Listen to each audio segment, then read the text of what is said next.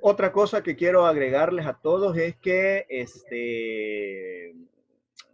la evaluación, ¿qué va a llevar la evaluación? Bien, la evaluación va a constar de lo siguiente: manejo del tema, ¿verdad?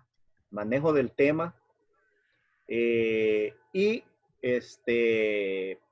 la adecuada respuesta a las preguntas, ¿verdad? Eso incluye la evaluación, aparte de la presentación que ustedes hagan también, ¿verdad? O sea, esos tres rubros va a llevar la evaluación, ¿verdad? El manejo del tema, la presentación y la buena respuesta de las preguntas, Ok. ¿verdad? Eso ¿Y es lo que cuánto vamos a cuánto hablar. es la exposición, doctor? Ese, si no me equivoco, vale como el 20%, si no me equivoco, ¿verdad? Por ahí anda, porque los evaluados, quiero el corto vale el 10, el trabajo escrito también creo que vale el 10, ya son 20, y una tarea que haría falta, pero vamos a hacer una cosa, vamos a darle a la presentación, vamos a omitir la tarea por cuestiones ya de tiempo, ¿verdad? Ya no hay tiempo. Sí, sí, sí. Vamos a omitir la tarea, le vamos a dar a la exposición el 20 o 25%, le vamos a dar 15 al trabajo escrito, ¿verdad? Y y así nos vamos a quedar, ¿verdad? Doctor, Hola, una pregunta con dime. respecto al trabajo escrito. Ujú. ¿Usted nos va a poner ahí en el campus para subirlo o de qué manera se lo entregaríamos? Sí, sí, sí, yo voy a abrir ahora un link ahí en el aula donde le voy a poner tarea para que ustedes ahí me suban el trabajo escrito. Me lo suben por favor en PDF para así poderlo calificar. Me sale mejor porque ahí en PDF se califica mejor. O sea, yo solo voy poniendo, por ejemplo, Agrega las etiquetas. Fernanda Ortiz, ¿verdad? Que es la representante del equipo 3, si no me equivoco, o Sí, 2, no, del 3, ¿verdad? sí, grupo Entonces, 3. yo solo la pongo a ella, veo el PDF, lo califico y de un solo, cuando pongo la nota, ya le sale la nota a todos, ¿verdad? Entonces, para mí es mejor en PDF y no en Word, porque en Word sí lo tengo que bajar, calificarlo, después volver a abrir nuevamente para poner una nota. Y ahí lo voy haciendo de un solo. Ok. Oye, Sí. pero sí, ahora les voy a habilitar ese link para que ustedes puedan subirlo, ¿verdad? Lo pueden subir si quieren desde ya o lo suben mañana a la hora al terminar la presentación. Ahí de ustedes va a depender. Ok. Doctor, Hola. según lo que me dijeron, le hice una canción, fíjese, por algo que me dijeron hoy. ¿De qué vos?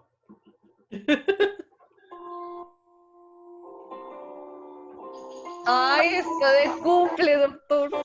¿Y quién te Cumpleaños, dijo, doctor. quién te ha dicho ese chambre vos? Facebook. Facebook. A ver, si en Facebook estoy yo de cumpleaños, pero el Feliz 25 de cumpleaños, diciembre. doctor. Gracias, gracias, gracias. ¿En serio? Feliz cumpleaños, doctor. Gracias, Me, gracias. me levanté madrugada para hacérselo. Aquí está, ve. Aquí está, ve. 2 cumpleaños, ¿eh? Está, No, ve. es una gran mentira. Yo no sé por qué, si yo no pongo fechas de cumpleaños ahí. Pero gracias, les agradezco mucho. Bueno, Que la pase bueno, bonito y encerrado, doctor. Ni modo ahí. Con mis 3 regalos que tengo aquí. Así es, ¿qué más puede pedirle a la vida, doctor? No pido más. Con eso vieran que estoy yo ya contento. Así que en la noche no me van a estar molestando. Ah, está bueno. No interrumpan. No me estoy molestando, por... no, ya de las 6 en adelante, nadie mande nada. Está Doctor, bueno. ¿Qué pasó? dice Raquel que le deje entrar. Ya le di ahí el ok. Ok. Ya, Ya. gracias, doctor. Buenos Sí. días. Buenos días, Raquel. ¿Cómo estás? Bien, gracias. Ok. Bien. Entonces, gracias entonces por las felicitaciones. Vamos a empezar ahorita con la clase, ¿verdad? Tal vez ahí se van acordando de algunas otras cuestiones que puedan salir, se puedan acordar. Al finalizar la clase, pues las hacemos, ¿verdad? Me hace falta subirles un material más. Les voy a subir un resumen porque el material que les subí solo tiene un resumen de cáncer de próstata, delineamiento de atención a los cánceres priorizados, se llama el documento. No se los quise subir porque para el hombre, evidentemente, pues solo cáncer de próstata aparece. Pero ahorita la clase va a llevar tres tipos de cáncer, que son cáncer de próstata, el de testículo y el de pene, ¿verdad? Entonces les voy a subir un resumen después de la clase para que lo tengan igual, para que les sirva para el examen. ¿De acuerdo? Sí. Bien, empecemos entonces con la clase.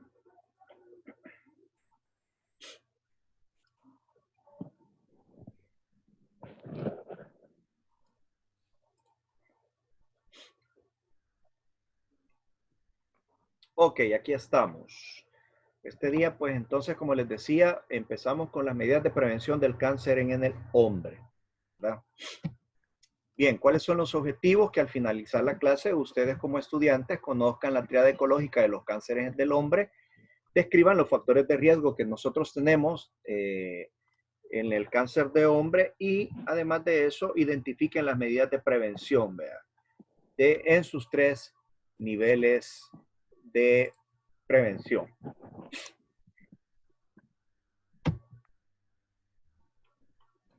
Muy bien, vamos a ver.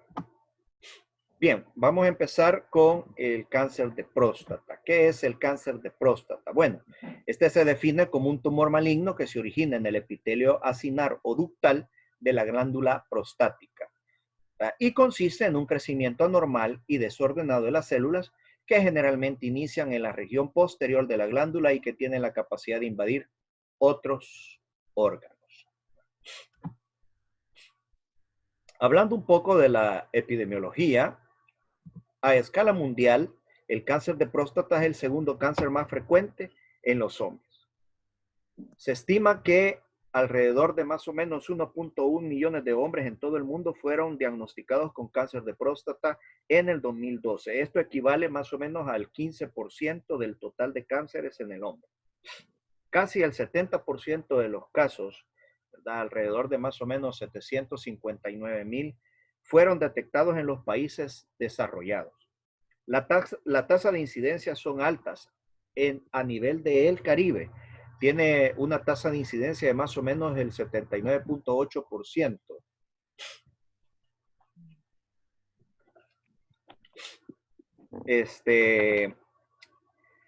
Además, en el sur de África también hay una alta tasa de incidencia, tienen alrededor del 61.8%, y la incidencia continúa siendo baja en poblaciones asiáticas. En Centroamérica, la tasa de incidencia para el 2012 fue del 25%, el 25 por 100,000 hombres. Evidentemente, la tasa en Centroamérica es todavía baja, ¿verdad?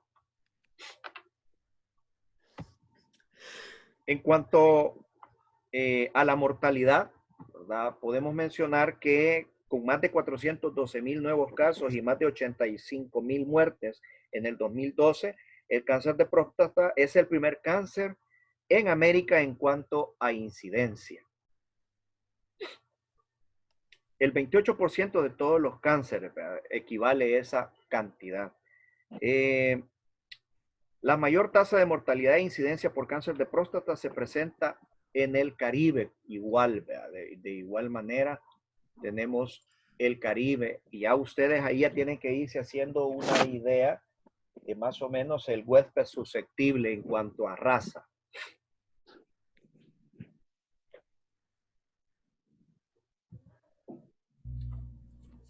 Dice de que con una estimación de 107,000 muertes en el 2012. El cáncer de próstata es la quinta causa de muerte por cáncer en los hombres. El 6.6% total de las muertes masculinas. Las muertes por cáncer prostático son mayores en las regiones menos desarrolladas que en las desarrolladas. Y esto se debe a que en las desarrolladas, si ustedes se fijaron, la incidencia de cáncer de próstata es más elevada. Pero por la cultura que ellos tienen, ¿verdad? De que hay mayor diagnóstico, evidentemente la muerte se hace menos, ¿verdad? En cambio, en los países subdesarrollados, la incidencia y la tasa de mortalidad, mejor dicho, aunque la incidencia es baja, pero la tasa de mortalidad es bien alta debido a que se diagnostica ya en avanzado, ¿verdad? Ya en estado avanzado el cáncer. Lo que les mencionaba, ¿verdad? La tasa de mortalidad a nivel del Caribe, por ejemplo, tenemos una tasa de mortalidad alta, ¿verdad? Es de 29 por cada 100,000 habitantes. En África subsahariana es de 19 a 24 por cada 100,000 habitantes. Y en Asia, tanto en el centro como el sur de Asia, es de 2.9 por 100,000 habitantes. En América Latina, con más de 412,000 nuevos casos y más de 85,000 muertes en el 2012, el cáncer de próstata es el primer cáncer en América en cuanto a la incidencia. Tiene una incidencia del 28% de todos los cánceres y la mortalidad en hombres es del 13% de las muertes. Las mayores tasas de mortalidad e incidencia por cáncer de próstata se presentan, como ya lo habíamos dicho, en el lado del Caribe, ¿verdad?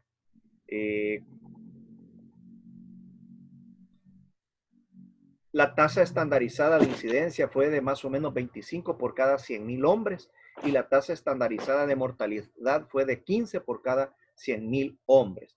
Relativamente es bien baja esta ¿cómo que se llama? Este dato, ¿verdad? A nivel de El Salvador es esto, ¿verdad? La tasa estandarizada, este dato de la tasa estandarizada de incidencia fue de 25 por 100,000 hombres y la tasa estandarizada de mortalidad es de 15 por 100,000 hombres, es dato de El Salvador, ¿verdad? Entonces, evidentemente, relativamente es baja. Decimos relativamente porque puede pasar algo bien importante, lo que estamos mencionando, de que de pronto lo que esté sucediendo es que no se esté haciendo un diagnóstico porque la gente no está yendo a consultar, ¿verdad? Bien, pasemos un poco a la tríada ecológica. En cuanto a la gente, la causa de cáncer de próstata es desconocida, ¿verdad? Igual a que cualquier cáncer. Pueden haber muchos factores relacionados en ellos. Entonces, algunos estudios han relacionado, por ejemplo, a la alta ingesta de grasa en la dieta y otros factores que no están bien descritos como los hormonales. En cuanto al huésped susceptible, el cáncer de próstata ocurre principalmente en los hombres en edad avanzada. Alrededor de 6 de cada 10 casos se diagnostican en hombres arriba de los 65 años y en pocas ocasiones se presenta antes de los 40 años. Es una cifra de más o menos 0.1%, o sea, es casi bien baja. La edad promedio del momento de realizarse el diagnóstico es de aproximadamente 67 años. Esa es la edad promedio en cuanto a la edad. En cuanto a la raza, ya ustedes vieron más o menos cuál es la raza más afectada, ¿verdad? Y es la raza negra. Por eso es de que mencionamos ahí de que es más en el Caribe y en África la tasa tanto de incidencia como de mortalidad. En cuanto al medio ambiente, pues la distribución del cáncer de próstata es de distribución mundial, ¿verdad? Aparece en todas partes del mundo, en algunas más que en otras, pero las tenemos en todo el mundo. Bien, vámonos a los factores de riesgo del cáncer de próstata. Entre los factores de riesgo del cáncer de próstata, no se conocen bien todos los factores que determinan el riesgo de padecer un cáncer prostático. Si bien se han identificado algunos, existen 3 factores de riesgo conocidos de cáncer de próstata, pero ninguno de ellos es totalmente modificable. Entonces, los factores de riesgo del próstata pueden ser modificables y no modificables. Entre los no modificables tenemos la herencia, ¿verdad? La herencia. Existen varios genes asociados al cáncer prostático. Se estima que el 9% de los cánceres de cáncer prostático son hereditarios. Los hombres con cáncer prostático hereditario suelen tener un comienzo a 7 años antes que los casos espontáneos. ¿Qué quiere decir eso? Que de pronto si tu papá sufrió cáncer de próstata a los 65 años, tú puedes llegar a presentar cáncer 7 años menos. ¿Verdad? A eso es a lo que se refiere con la herencia. Y esto es algo que no se puede modificar, ¿verdad? Evidentemente. Es algo que no puedo decir yo, pues sí, mi papá tuvo, pero solo porque él tuvo en la herencia, yo ya no voy a tener. No, ¿verdad? Es algo que ya tenemos ese 9% de probabilidad de que nos dé. Otro es la edad avanzada, ¿verdad? Arriba de los 65 años, decíamos, es donde más se ha estado diagnosticando el cáncer de próstata. Aunque, ¿verdad? La probabilidad de tener cáncer de próstata aumenta rápidamente después de los 50 años. Claro, como les mencionaba, el 75% de los casos se ha observado en los hombres mayores de 65 años. Y lo otro modificable, ¿verdad? Es ¿cómo que se llama? La raza o grupo étnico, donde el cáncer de próstata es más frecuente en los hombres de raza negra, como ya lo mencionamos, que en los hombres blancos, latinoamericanos e incluso los asiáticos, ¿verdad? Ahora, vámonos con los factores de riesgo que pueden ser modificables. El primero es la dieta. Hay evidencia que la dieta con alto contenido de grasas saturadas, las carnes rojas que tanto nos encantan, los productos lácteos y la falta de ingesta de vegetales, frutas y cereales están asociados con la incidencia de este cáncer. Hay que tener bien claro algo, ¿verdad? Cuando nosotros hablamos que la dieta es un factor modificable y que en la dieta nosotros tenemos una alta consumo de carnes rojas, eso es una realidad, ¿verdad? Si nuestra dieta de todas las semanas es pollo, carne, ¿verdad? Es bien raro que tengamos otro tipo de dieta. Lo que pasa es que siempre se ha recomendado que también se tenga el consumo de verduras, frutas, verduras y de cereales. El problema con nosotros como latinoamericanos, ¿verdad? Si ustedes quieren, nosotros comemos carne asada, pero sin ningún vegetal, sin ninguna frutas. O sea, lo que menos comemos son vegetales y frutas. Eso es lo que menos comemos. Entonces ahí es donde se nos aumenta la cantidad de incidencia para poder padecer de cáncer de próstata. Otro factor que es modificable es la obesidad, ¿verdad? La obesidad es otro factor modificable que nos ayuda a que nosotros podamos tener cáncer de próstata, ¿verdad? Algunos estudios han encontrado que los hombres obesos tienen mayor riesgo de padecer el cáncer de próstata. La prostatitis también, ¿verdad? La prostatitis es una enfermedad de una inflamación o con una infección de la próstata. Algunos estudios han sugerido que la prostatitis puede estar asociada a un riesgo aumentado de cáncer de próstata. Se han dado algunas evidencias que se han planteado que infecciones o inflamaciones de la próstata crónica, gente que viene de 5 o 10 años padeciendo de esto, puede contribuir a que haya un desarrollo de cáncer de próstata, ¿verdad? Hay otros factores de riesgo propuestos que no están totalmente establecidos o que no se han estudiado adecuadamente, pero se encuentran dentro del estudio, ¿verdad? Y esos son el aumento en el aporte de la vitamina A y disminución de la vitamina D y la exposición laboral al cadmio también son otros factores de riesgo modificables. Bien, vámonos a la prevención primaria. ¿Qué es lo que tenemos que hacer en la prevención primaria? Dentro de las acciones eh, de la prevención primaria tenemos que hay, ¿cómo es que se llama? La información, la educación, la comunicación, ¿verdad? Y dentro de la educación en salud nosotros podemos ver que tenemos la información, la motivación y la educación propiamente dicha, ¿verdad? Por lo tanto, debemos de desarrollar tanto a nivel de las comunidades como individual las siguientes medidas de prevención primaria, ¿verdad? En la información y motivación. Uno es la adopción de estilos de vida saludables por parte de los hombres. Dos, identificación de los factores de riesgo y la sintomatología de la enfermedad para buscar atención médica oportuna. Y tres, servicios de salud enfocados en la atención integral del hombre, ¿verdad? Esto se debe de realizar a través de los ecos especializados, ¿verdad? Para la educación, prevención y promoción de la salud, con el personal de salud capacitado en apoyo con urología de los hospitales de referencia. Eso quiere decir que si nosotros nos enfocamos en mejorar el estilo de vida saludable, ¿verdad? O sea, a cambiar el estilo, a cambiar ¿cómo es que se llama? A cambiar el estilo de vida, eh, eh, nuestros factores de riesgo modificables, perdónenme, pero es que estoy leyendo que aquí dice Enoch, ahí estás Enoch, me estás enviando de que te deje entrar. Ah, pues sí, pero lo mandé en la mañana. Ah, vaya, chévere, sí, porque ahorita estoy recibiendo ahí los mensajes, estoy recibiendo ahí unos y por eso es que te pregunto, ¿verdad?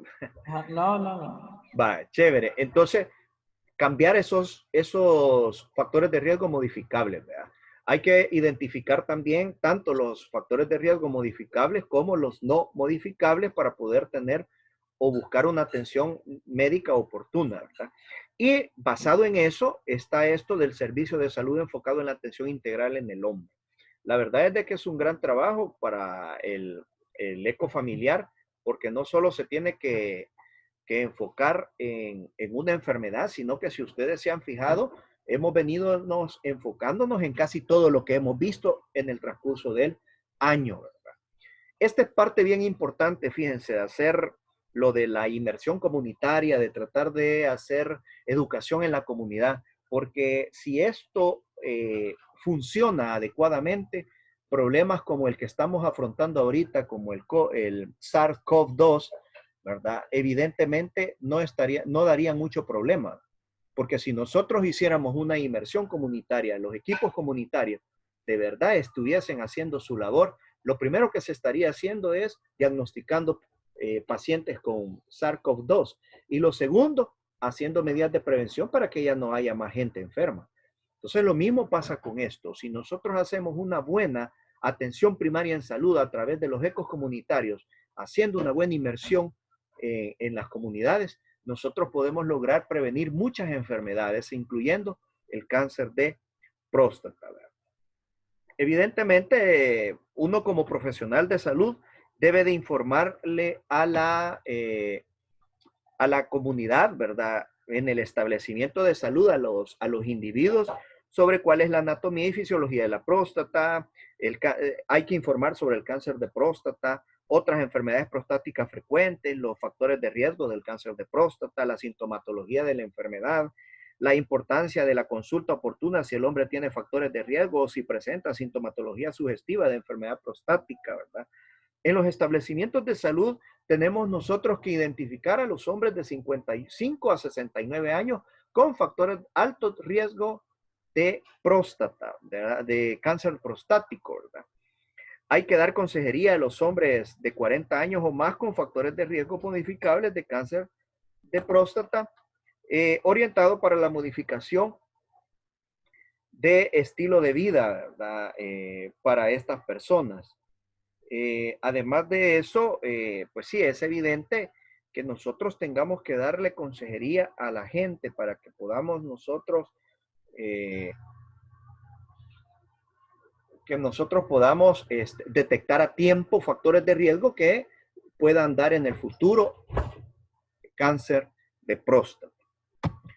En la comunidad, ¿verdad? Cuando nosotros hacemos la inmersión comunitaria, nosotros debemos de impulsar la realización de campañas tanto en los medios de comunicación masiva, ¿verdad? Sean estos radio, periódicos, internet, televisión, brindando mensajes claves para la prevención y control del cáncer de próstata, haciendo énfasis en los factores de riesgo modificables.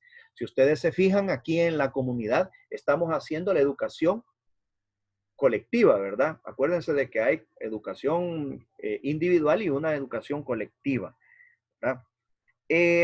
Además de eso, debemos de fomentar durante las visitas domiciliarias, las visitas que hace el equipo comunitario de salud familiar, la autoidentificación de factores de riesgo del cáncer prostático en la población masculina y la importancia de acceder a los servicios de atención oportunamente. Vámonos a manifestaciones clínicas del cáncer de próstata. La sintomatología que un hombre con cáncer de próstata puede presentar no es específica de la enfermedad, ya que también se observa en otras patologías prostáticas, como por ejemplo la hiperplasia prostática benigna, la prostatitis, entre otros, ¿verdad?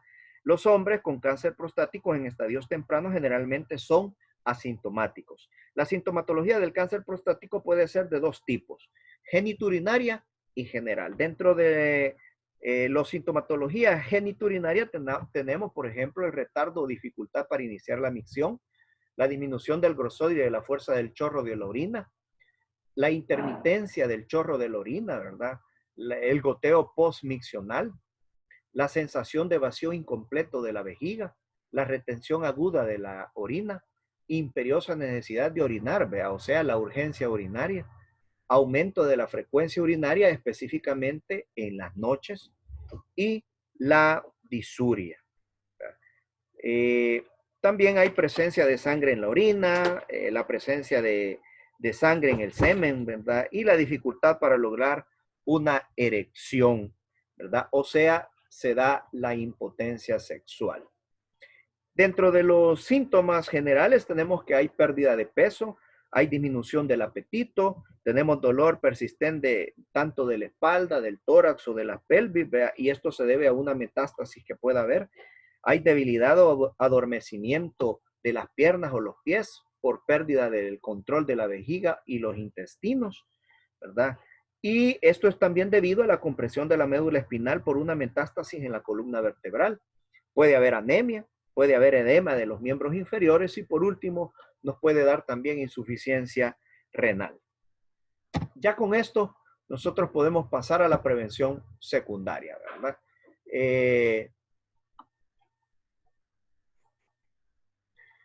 Dentro del diagnóstico precoz para poder hacer, ¿cómo es que se llama? Diagnóstico de cáncer de próstata, es bien importante mencionar la historia familiar del cáncer de próstata, ¿verdad?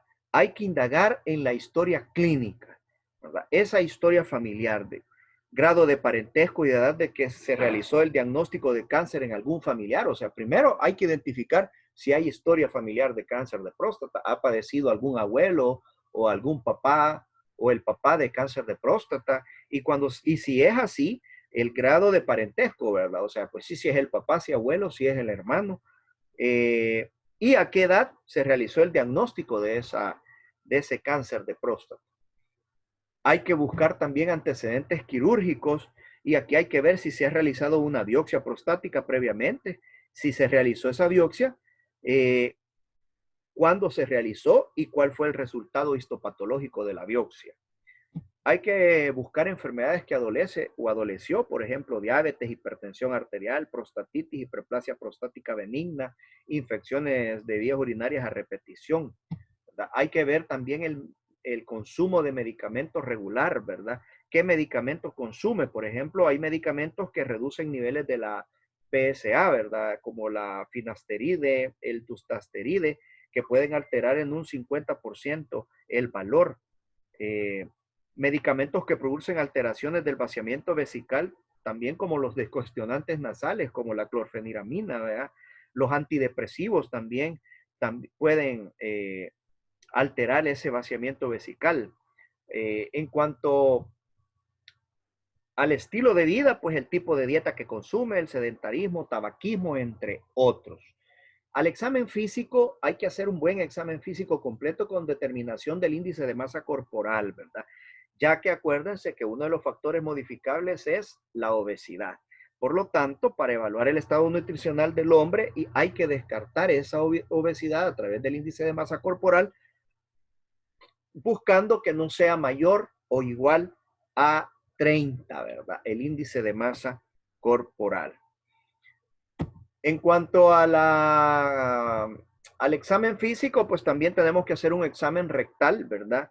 Y después tenemos que hacer pruebas de laboratorio como la PSA, que es el antígeno prostático específico, que los niveles séricos normales deben de andar entre 0 y 4 nanogramos por ml, ¿verdad? Bien, también podemos utilizar pruebas diagnósticas complementarias de gabinete, como puede ser la ultrasonografía transrectal, las pruebas de imagen como el TAC, ¿verdad? ¿Cómo que se llama? La tomografía axial computarizada más la resonancia magnética nuclear, ¿verdad? Hay que tener en cuenta que para hacer diagnóstico de próstata nosotros necesitamos tener una biopsia, ¿verdad? Ahí no hay más. Vámonos al tratamiento oportuno, ¿verdad? El cáncer se origina cuando las células comienzan a crecer sin control. ¿Verdad? Casi cualquier célula del cuerpo puede convertirse en cáncer y propagarse en todas partes del cuerpo. ¿Verdad? Eso ustedes bien lo saben, se los han dado en patología o se los van a dar. Existen dos tipos de tratamientos para este cáncer, ¿verdad? El manejo conservador y un tratamiento con intervención curativa. El manejo conservador, pues una vigilancia activa y expectante, ¿verdad?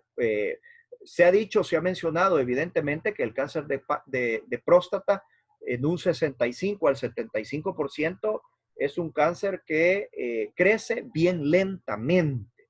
O sea, su progresión es lenta. Por lo tanto, a este paciente que se le diagnostica en edades tempranas o en estadios tempranos, se le puede dar un manejo expectante, conservador, ¿verdad? Dándosele un tratamiento y estarlo vigilando mensualmente.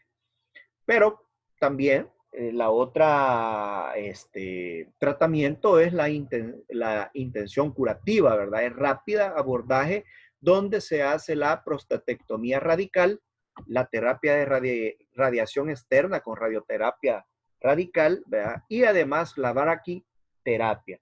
Ese es el tratamiento que se le debe de dar a los pacientes con cáncer de próstata.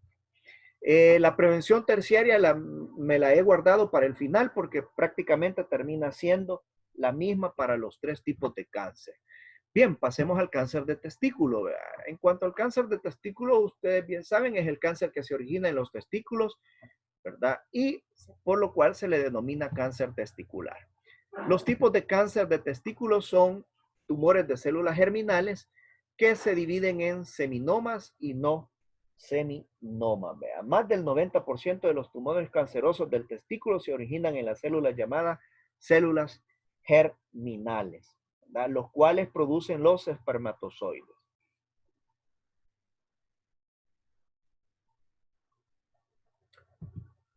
Vamos un poco con la epidemiología. Bien, para el 2020, los cálculos de la Asociación Americana contra el Cáncer para este tipo de cáncer en Estados Unidos, vea, son que se han diagnosticado alrededor de 9.610 nuevos casos de cáncer de testículo. Alrededor de 440 hombres morirán de cáncer de testículo, ¿verdad? Para este año, ¿verdad? O sea, estos son datos que ellos han predicho, ¿verdad? Han pronosticado que más o menos alrededor de 9.610 nuevos casos de cáncer de testículos habrán en el 2020 y que alrededor de 440 hombres van a morir por este tipo de cáncer. La tasa de incidencia del cáncer de testículo ha estado aumentando en los Estados Unidos y en muchos países también durante varias décadas, ¿verdad? Evidentemente, debido a que usualmente el cáncer testicular se puede tratar con éxito, el riesgo de que un hombre muera a causa de este cáncer es muy bajo. Es alrededor de 1 en 5,000 hombres, ¿verdad? O sea, la verdad es de que este cáncer es bien, bien bajísimo, ¿verdad? Un dato bien importante es que el cáncer testicular no es común. Aproximadamente 1 de 250 hombres padecerá cáncer testicular en algún momento de su vida. Eso prácticamente termina siendo como la lotería, ¿verdad?, que te pueda tocar. En cuanto a la tirada ecológica del agente, ya lo dijimos, ¿verdad? Igual que todos los agentes, multicausal. No se conoce una causa específica para el cáncer testicular, ¿verdad? El huésped, en cuanto al huésped susceptible, la edad promedio del momento de realizarse el diagnóstico de cáncer testicular, este se da en edades bien tempranas, ¿verdad? Es alrededor de los 33 años. Esta enfermedad afecta principalmente a los hombres jóvenes y de mediana edad, aunque alrededor del 6% de los casos ocurre en niños y adolescentes. Y alrededor del 8% ocurre en hombres mayores de 55 años. O sea, conforme va aumentando la edad, va disminuyendo la tasa de incidencia de padecer este tipo de cáncer. Alrededor de la mitad de los tumores cancerosos de los testículos se presentan entre los 20 y 34 años de edad. Sin embargo, este cáncer puede afectar a hombres de cualquier edad, incluyendo a los niños, bebés, ¿verdad?, y ancianos. En cuanto a la raza, el grupo étnico, el riesgo del cáncer testicular entre los hombres de raza blanca es aproximadamente de 4 a 5 veces mayor que en los de raza negra y que el del hombre asiático americano. El riesgo para los indios estadounidenses se encuentra entre los hombres, se encuentra entre el de los hombres asiáticos y de los de la raza blanca. Se desconoce la razón de esta diferencia que puede haber en el mundo, ¿verdad? El mayor riesgo de desarrollar esta enfermedad lo tienen los hombres que viven en Estados Unidos y en Europa, mientras que el menor riesgo lo tienen los hombres que viven en África y en Asia. En cuanto al medio ambiente, ¿verdad?, como ya lo hemos dicho, también es de distribución mundial. Vámonos a los factores de riesgo de este tipo de cáncer. Entre los factores de riesgo tenemos factores modificables y no modificables, ¿verdad? Entre algunos factores de riesgo modificables tenemos fumar y la alimentación, ¿verdad? O sea, la mala alimentación, mucha comida grasosa, mucha carne roja, puede ser un factor de riesgo para cáncer testicular. Fumar también es otro factor de riesgo del cáncer testicular, ¿verdad? Entre los factores de riesgo no modificables tenemos la edad, ¿verdad? Tener entre 20 a 33 años, como mencionábamos anteriormente, los antecedentes familiares como la herencia, ¿verdad? La genética, que algún familiar en primera línea haya padecido de este cáncer, es un factor modificable para este tipo de cánceres. No obstante, si se tiene uno o hasta muchos factores de riesgo, no necesariamente significa que se va a padecer con mayor frecuencia de la enfermedad, ¿verdad? Asimismo, si no se presenta ningún factor de riesgo, esto no significa que no puede padecer de la enfermedad. Además, algunas personas que padecen de la enfermedad pueden no tener factores de riesgo conocidos. Aun cuando una persona con cáncer testicular tenga un factor de riesgo, a menudo es muy difícil saber cuánto contribuyó este tipo de factor al riesgo de haber que esta persona haya padecido del cáncer de testículo. Algunos científicos han descubierto pocos factores de riesgo que aumentan la probabilidad de que alguien padezca del cáncer de testículo. La mayoría, aquí los tenemos, la mayoría son, uno es el testículo no descendido, que es a lo que se conoce, aquí abajo tenemos la criptorquidia, ¿verdad? Que es un factor de riesgo principal para el cáncer testicular, ¿verdad? Y eso se debe a que no descendió el testículo adecuadamente.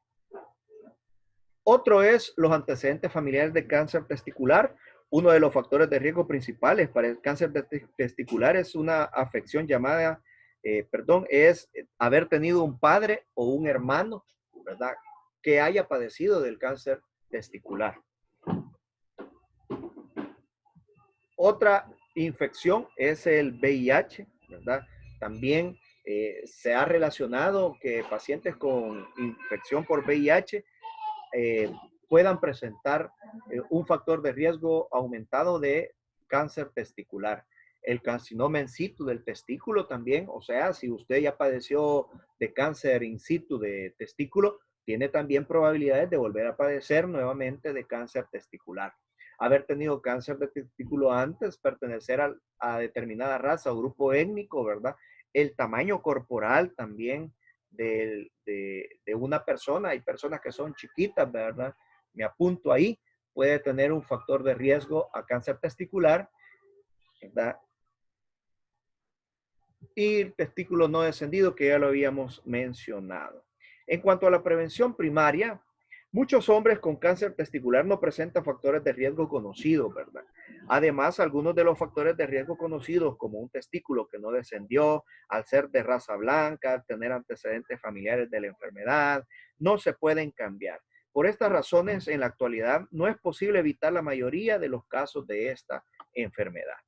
Los expertos recomiendan corregir la criptorquidia, ¿verdad?, en los niños por varias razones, tal como se ha presentado en la fertilidad y en la imagen corporal, aunque no está claro cuánto esto cambia el riesgo del niño de padecer cáncer de testículo, pero aparecía dentro de los factores de riesgo, ¿verdad?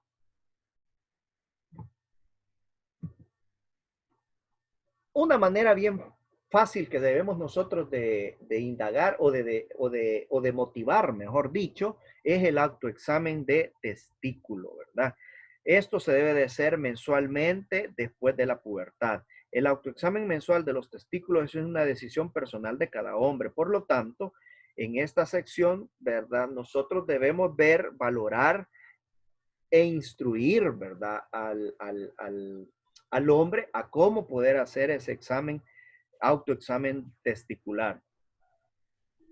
Evidentemente, es bien importante hacer notar que si algún paciente tiene factores de riesgo que aumenten la probabilidad de cáncer de testículo, ¿verdad?, se debe considerar seriamente hacerse el autoexamen mensualmente y hablar con su médico sobre esto en particular, ¿verdad? La Sociedad Americana contra el Cáncer recomienda a los hombres que se eduquen sobre el cáncer de testículo y que consulten con un médico inmediatamente si detectan alguna masa o protuberancia en un testículo, debido a que no se ha estudiado suficientemente los autoexámenes testiculares, ¿verdad? Bien, para poder hacer un autoexamen testicular, el mejor momento para hacerse el examen de sus testículos es durante o después de un baño o ducha, ¿verdad? Cuando la piel del escroto está totalmente relajada. Hay que procurar mantener apartado el pene durante el examen de cada testículo por separado, ¿verdad? Sostenga su testículo entre sus pulgares y los dedos con ambas manos y ruédelo lentamente entre los dedos. Busque y sienta cualquier abultamiento duro o nódulo, ¿verdad? O sea, una masa redonda uniforme o cualquier cambio de tamaño, forma o consistencia del testículo. Resulta normal que un testículo esté ligeramente más grande que el otro. Eso es porque ustedes bien saben, ya les dijeron en anatomía, el cuerpo del hombre no es asimétrico, perdón, es asimétrico, ¿verdad? Entonces puede ser que un testículo puede estar más grande que el otro o incluso más abajo, más arriba que el otro, ¿verdad? Entonces eso es normal. Debe tenerse en cuenta que por naturaleza cada testículo tiene un pequeño tubo enrollado llamado epidídimo, ¿verdad?, que se puede sentir como una pequeña protuberancia en la parte exterior media o superior del testículo. Los testículos normales también contienen vasos sanguíneos, tejidos de soporte y conductos por donde pasa el semen. Al entrar al testículo, ¿verdad? Al principio, algunos hombres podrían confundir esto con abultamientos anormales. Todo eso se le debe de explicar, ¿verdad? Por eso es bien importante hablarle sobre la anatomía del testículo para que cuando él se esté haciendo el autoexamen no haya ningún problema, ¿verdad? Evidentemente, de confusión. Un testículo se puede agrandar por muchas otras razones que no sean cáncer. Por ejemplo, puede que el líquido se acumule alrededor del testículo para formar un hidrocele, ¿verdad? Asimismo, las venas en el testículo pueden dilatarse y causar agrandamiento o abultamiento alrededor del testículo, y esto se conoce como como varicocele, ¿verdad? También hay que mencionar en la información a la hora de la educación en salud al paciente sobre estos, ¿verdad? Porque de pronto puede pasar que el paciente se pueda hacer y pueda decir, hijo de puya, lo tengo agrandado, y realmente no es eso, sino que pueda tener, haya tocado, por ejemplo, ya sea un vaso, haya tocado el conducto por donde pasa el semen, o tenga un hidrocele o un varicocele y piense de que esté frente a un cáncer testicular. Vámonos a la prevención secundaria. La prevención secundaria, acuérdense, con el diagnóstico precoz, lo ideal de todo diagnóstico precoz es hacer una buena historia clínica, buscando antecedentes, buscando una historia compatible con signos y síntomas compatibles con el cáncer, ¿cómo que se llama? De testicular, ¿verdad? Aparte de eso, tenemos nosotros que utilizar la ecografía de los testículos, análisis de sangre para marcadores tumorales como la alfa-fetoproteína y la gonadotropina coriónica humana, ¿verdad? Tenemos que darnos cuenta que la manera para hacer diagnóstico de cáncer es la biopsia, ¿verdad? Se puede utilizar radiografía, el TAC y la resonancia magnética. En cuanto a tratamiento precoz, ¿verdad? O tratamiento oportuno, tenemos la cirugía, tenemos la radioterapia y la quimioterapia. Esos son lo que se utiliza para el cáncer testicular. En cuanto a la prevención terciaria, pues como les mencionaba, lo vamos a ver al final, ¿verdad? De los 3 tipos de cáncer, porque prácticamente es lo mismo que se le tiene que dar al paciente. Bien, pasemos al cáncer de pene. El cáncer de pene representa cerca del 0.3 a 0.5% de los tumores malignos del hombre, ¿verdad? En los Estados Unidos y en Europa, manteniendo baja prevalencia a lo largo de 11 años, ¿verdad? Por otro lado, en algunas regiones de Asia, África y América del Sur, esta enfermedad llega a representar cerca del 10 al 20% de los tumores urogenitales masculinos, constituyéndose un verdadero problema de salud pública, ¿verdad? El cáncer de pene se va a definir como el proceso proliferativo y desordenado de las células epiteliales escamosas del pene. Para fines prácticos, los tumores del pene se desarrollan frecuentemente a partir de la piel que lo recubre y del tejido que recubre el glande. Hablemos un poco de la epidemiología. Como ya lo mencionábamos, constituye el 1% de las neoplasias del aparato urogenital. Evidentemente, es bien bajo, ¿verdad? ¿Cómo que se llaman? Los casos que se están dando de cáncer de pene, ¿verdad? En los Estados Unidos de América, la tasa estimada es de 1 a 2 casos por cada 100,000 hombres por año. Imagínense qué bajísimo. La Sociedad Americana de Cáncer estimó alrededor de 1,400 casos nuevos para el año 2004. Los registros en Europa señalan de 0.4 a 0.6 casos por año. En otras latitudes, ¿verdad? Esta entidad es un verdadero problema de salud. Por ejemplo, en Sudamérica y en África puede llegar a constituir hasta el 10% de casos de malignidad en los hombres. Brasil tiene la frecuencia de 8.3 casos por 100.000 habitantes. Si ustedes se fijan, ya en América, en Sudamérica, mejor dicho, no es en toda América Latina, sino que en Sudamérica y en África, la incidencia ha aumentado en África de 8.3 casos por 100.000 habitantes, siendo uno de los países más afectados en el cono sur, ¿verdad?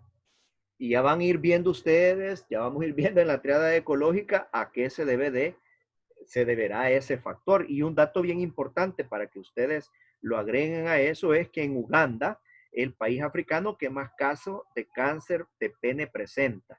Algunos informes indican que es alrededor de 12.2% de todos los casos diagnosticados de cáncer en dicho país. En El Salvador, evidentemente, no tenemos datos sobre eso. Es más, no se encuentra dentro de la vigilancia epidemiológica, ¿verdad? Evidentemente, como no es muy frecuente, no se vigila tanto el cáncer de pene. Vámonos a la triada ecológica. Al igual que los demás cánceres, no se conoce con exactitud cuál es la causa, por lo cual se puede decir que es multifactorial. En cuanto al huésped susceptible, corresponde a los grupos entre edades de 60 a 70 años, de acuerdo con diferentes referencias norteamericanas y europeas y latinoamericanas. No obstante, la edad no es un factor crucial. Esto quiere decir que se representa en otros grupos etarios y solo si se presentan otros factores de riesgo que puedan estar produciendo el cáncer de pene y que ya lo vamos a ver. La raza y origen étnico, por los datos que vemos, es más frecuente en las razas negras. Por eso es que en Brasil, ¿verdad? Acuérdense que Brasil tiene mucha gente negra, ¿verdad? Padece bastante, al igual de África, sobre todo en Uganda, ¿verdad?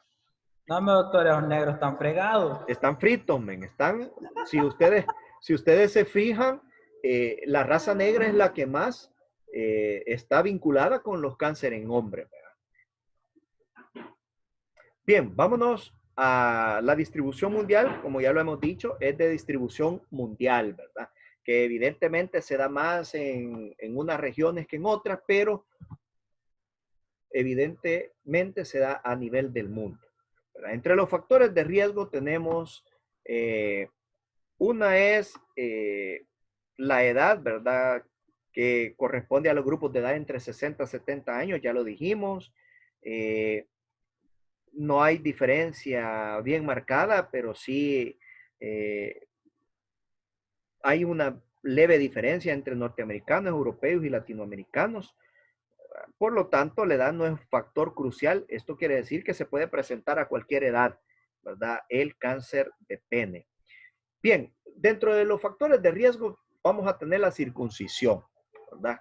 La circuncisión, algunos bien lo saben, ¿verdad? Que han habido estudios donde han sugerido de que al hombre se le debe de hacer la circuncisión debido a que este proceso, al no estar circuncidado, puede quedar restos de orina, restos de semen, restos de fluidos vaginales, incluso cuando se tiene relaciones, y eso puede producir que se pueda dar en un futuro el cáncer de pene, ¿verdad? Fíjense que es bien importante por esto de la circuncisión hacer notar un dato, que el carcinoma epidermoide de pene es muy raro, totalmente raro, tanto en los judíos como en los musulmanes, ya que estos practican, ¿verdad?, la circuncisión como religión, ¿verdad? Asimismo, pues hay que hacer notar que el cáncer de pene es raro en las tribus de Nigeria, donde comúnmente también se practica la circuncisión como rito de iniciación después del nacimiento.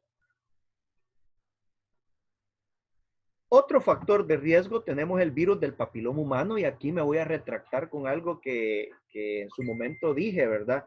De que el virus del papiloma humano no ocasiona nada en el hombre. Evidentemente, sintomatología no ocasiona, pero algunos estudios han indicado que hay un vínculo entre la infección por el virus del papiloma humano y el cáncer de pene a razón de la fuerte conexión con el cáncer cervical, ¿verdad? O sea, cuando hay pacientes que puedan tener cáncer cervical producido por el virus del papiloma humano y no lo sepa y tenga relaciones sexuales con un hombre.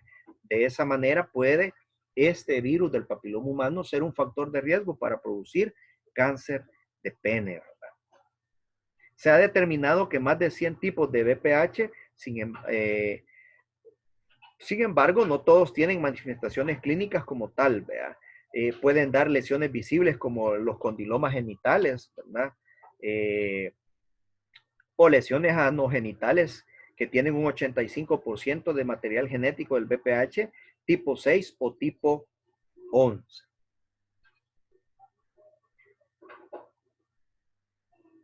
Otro factor de riesgo son la fimosis, ¿verdad? Al menos la mitad de los individuos con cáncer de pene tiene historia de fimosis. La fimosis es un fuerte predictor para el cáncer invasor.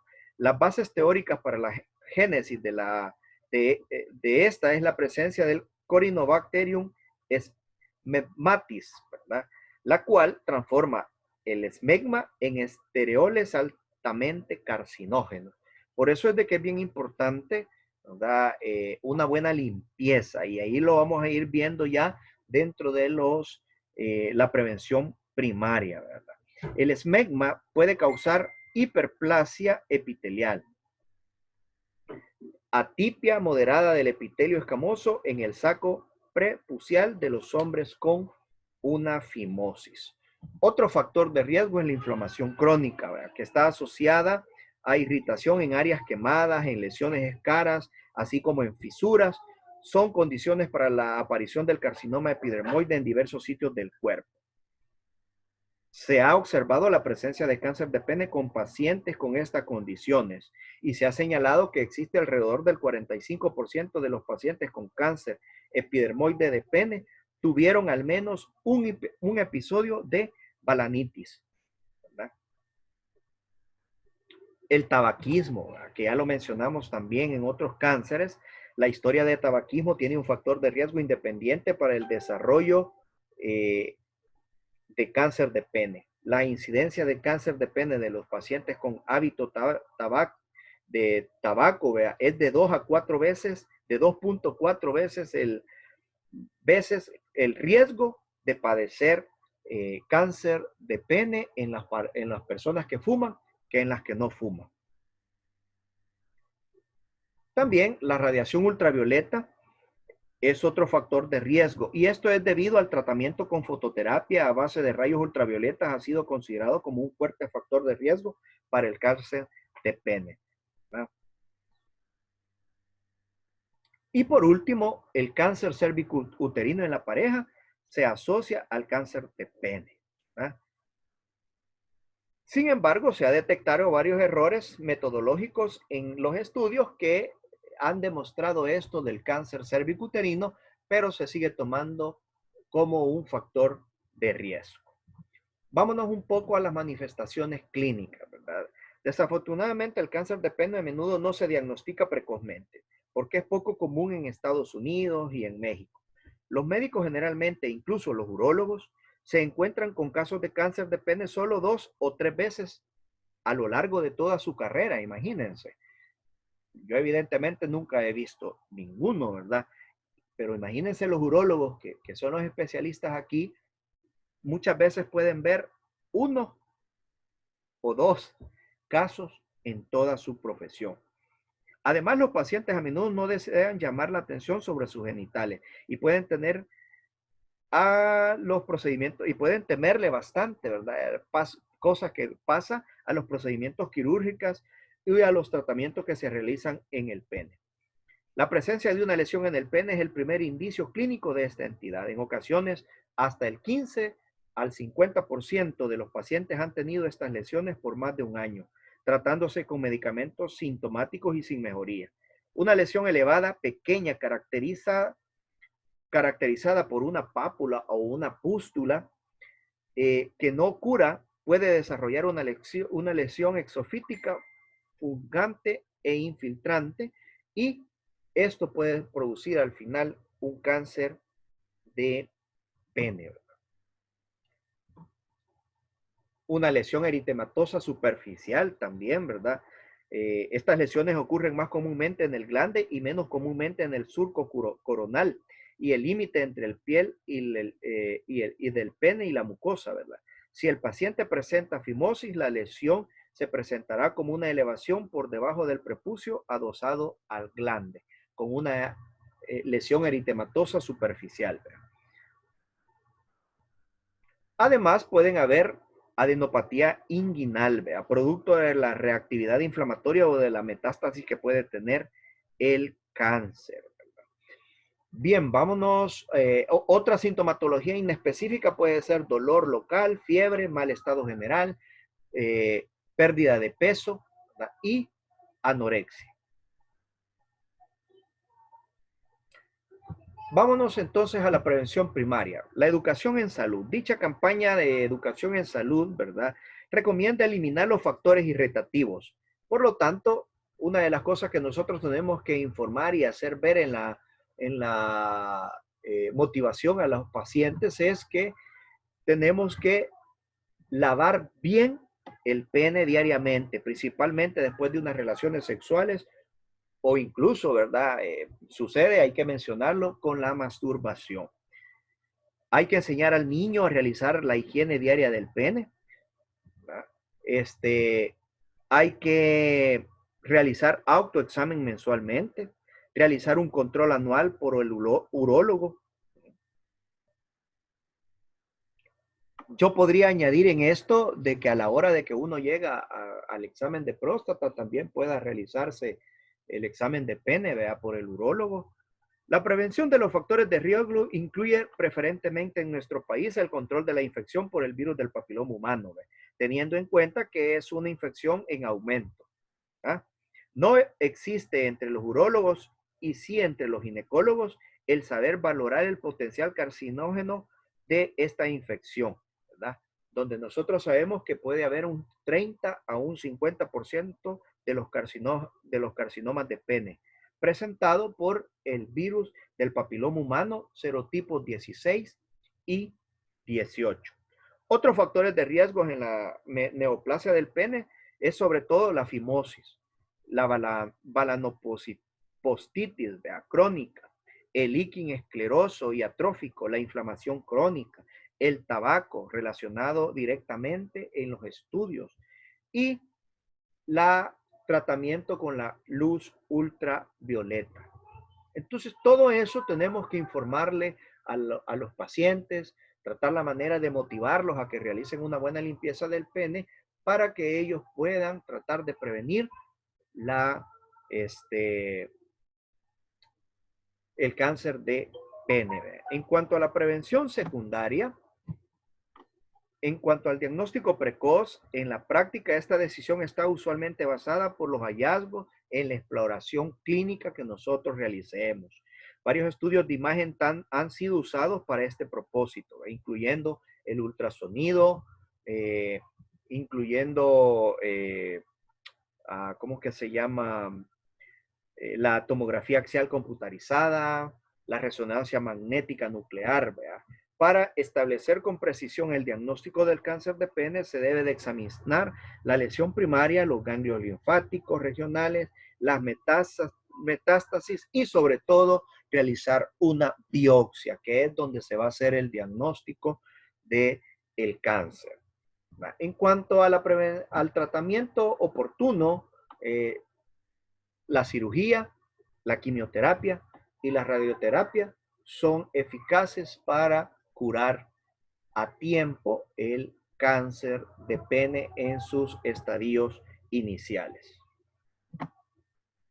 Vámonos a la prevención terciaria de los tres tipos de cáncer. Si se ha realizado un procedimiento quirúrgico conservador, radical o multimodal, se deberá citar al paciente cada 3 o 4 meses, los 2 primeros años. Del segundo al quinto año se debe de citar al paciente cada 6 meses.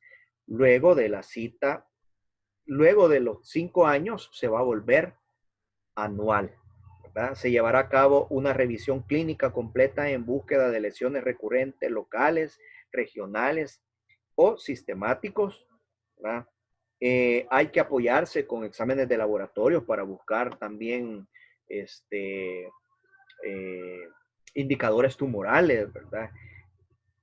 Hay que mandar radiografías también, biopsias de lesiones sospechosas que estén apareciendo, va a ser necesario. Por lo tanto, parte de la prevención terciaria es el seguimiento del paciente por oncología. El apoyo psicológico que se le debe de dar a estos pacientes también es fundamental, como también el apoyo familiar, ¿verdad? Acuérdense que en este caso, la prevención terciaria en los cánceres va a estar basado fundamentalmente a evitar la muerte del paciente con la aparición de otro cáncer recurrente, tanto de próstata, de testículo o de pene, ¿verdad? Bien, esto es lo que les tenía, chicos. No sé si hay alguna pregunta, eh, algún Doctor, dato adicional que tengan. Dime, Yo solo yo quería preguntarle tres cosas. dígame. Vaya, en el documento que nos subió usted de los lineamientos, Ok. decía que en cuanto al cáncer de próstata, el paciente no terminaba muriendo de cáncer. ¿Qué es lo que pasa? ¿Se cura o qué es lo que lo mata? Si se detecta oportunamente, se cura, es curable, ¿verdad? Es curable. ¿Verdad? Si no se detecta, evidentemente lo que sucede es que puede morir por alguna infección. Pues acuérdense de que los cánceres son, ¿cómo es que se llama? Cánceres que disminuyen o que afectan el sistema inmunológico y aquí pues cualquier infección bien puesta te puede matar, ¿verdad? Ok. Vaya, la segunda es que en cuanto al cáncer de testículo, usted dijo de que uno de 250 varones lo padece, ¿verdad? Ajá. Pero entonces digamos que hay una persona que lo padece y le está afectando mucho en su vida, la castración podría ser una solución. Sí, ¡Qué ingrata! pero ¿te estás refiriendo como tratamiento o como prevención? Como tratamiento. No, evidentemente el tratamiento quirúrgico es eso, pues, o sea, ir a volarle, ni modo, o sea, ahí no hay para dónde, ¿verdad? Eso no es de Dios, no diga. Oye, que eso es inevitable, ¿verdad? En un cáncer de pene, evidentemente, la castración es la solución, ¿verdad? Cuando se detecta en estadios tempranos, ojo, ¿verdad? Ojo con eso, ¿verdad? Y, Ahí, vaya, y la última es que ajá. yo me acuerdo que en el ciclo pasado en epidemiología, en las exposiciones nos dijeron de que ser sexualmente activo en un hombre evitaría la probabilidad de desarrollar cáncer de próstata. Eso es cierto. Fíjate de que se han desarrollado estudios. Hay urólogos que dicen que sí, hay urólogos que dicen que no. Esto es lo que le gusta, no, mira, fíjate. Usted no vea nada que le toca también. Hay urólogos que dicen que sí, hay urólogos que dicen que no, ¿verdad? Evidentemente, hay estudios que dicen de que sí, evidentemente, tener una vida sexualmente activa disminuye el riesgo de padecer de un cáncer de próstata. Aunque, evidentemente, esto también no te exime de que sí puedas llegar a padecer de una hiperplasia prostática benigna, ¿verdad? O sea, que la próstata sea grande por mucho relaciones sexuales. O sea, eso también se puede dar. Pero, como te repito, hay otros estudios que no lo asocian, que no lo tienen asociado a eso. Entonces, podemos decir, igual a algunos estudios que les mencionaba ahí, como por ejemplo, con el cáncer de pene, padecer que la pareja padezca de cáncer de cervix pueda ser un factor de riesgo para padecer de cáncer de pene. Hay estudios que lo dicen que sí, pero no está muy estudiado eso para decir que sí, de verdad, así sea. Entonces, lo mismo pasa con el cáncer de próstata, ¿verdad? Pero, doctor, yo también he visto estudios en los que mencionan eso mismo que dijo Marcela, lo de que lo de la actividad sexual, pero también estaba viendo lo de que cuando eso causa la neoplasia prostática, puede llevar a que muchos de los síntomas o problemas que causa el cáncer de próstata también los padezcan, inclusive a temprana edad, no habiendo desarrollado el cáncer de próstata, sino que por lo de la inflamación de la próstata. Así es, O por lo la de hiperplasia la prostática. tiroides. Por eso te digo, por eso les digo, ¿verdad? Evidentemente hay estudios que mencionan de que sí evita el cáncer de próstata, pero también eso a la larga te puede, o sea, tener muchas relaciones sexuales, pues sí, a la larga te puede desarrollar una hipertrofia prostática benigna, pues, o sea, el agrandamiento de la próstata, ¿verdad? Que también te puede ocasionar la misma sintomatología de el cáncer de próstata, porque aumenta de tamaño, aplasta la vejiga, por eso da la necesidad de la urgencia de ir a orinar a cada rato, porque no vacías adecuadamente la vejiga, porque también aplasta la uretra, ¿verdad? Entonces, no vacías la vejiga y a cada rato se está llenando y a cada rato estás yendo vos a orinar y evidentemente eso sucede más en la hora nocturna. Entonces, por eso mencionaba yo ahí que esta sintomatología no es que sea específica para cáncer de próstata. Puede ser una prostatitis, incluso que también hay inflamación de la próstata, o puede ser una hipertrofia benigna, ¿verdad? Entonces ahí lo ideal es mejor, lo ideal es inculcarle a la gente que tiene que consultar, ¿verdad?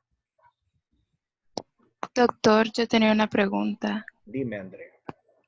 Es acerca del cáncer testicular. Usted mencionó que el examen físico se debe hacer desde que el niño está en la pubertad, pero Sí, también mencionó que eso lo pueden padecer niños e incluso los bebés. bebés, exacto. Entonces, ¿qué se debería recomendar? O sea, ¿siempre se debería recomendar un examen físico u otra forma para la detección temprana? Fíjate de que para la detección temprana lo que se debería de hacer es el examen físico manual. En el caso de los niños, que tendría que ser por los padres, ¿verdad? Por los Ujú. padres. Es que, por eso les digo, miren, la medicina es bien compleja, ¿verdad? La medicina es bien compleja y no solo abarca, y estoy hablando de medicina preventiva, ¿verdad? Como tal, la salud pública, no la curativa, sino que como medicina preventiva abarca el que a la hora de hacer prevención, a la hora de hacer inmersión comunitaria, a la hora de que vos haces tu diagnóstico de salud, también debes de abordar aquellos problemas de salud que en su momento cualquier persona puede padecer. Y entre estos están los cánceres, ¿verdad? Entonces, ahí hay que hablar, por ejemplo, con los padres a la hora de estar en los controles prenatales, por ejemplo, y que le digan, mire, su hijo es varón, ¿verdad? Ahí hay que hablar con ellos y hacerles ver que es necesario hacer un examen físico de los testículos cuando los niños nazcan y estarlos examinando, si es que eso no es malo, pues si eso lejos de cualquier otra cosa es detectar a tiempo cualquier anormalidad que se presente. Es Doctor, que, y siempre ah, con lo que dijo Andrea, entonces usted dijo de que cuando la criptorquidia podía generar, no generar cáncer, sino sería un Es factor un factor de predictor. riesgo, ajá, Ajá, entonces, ajá,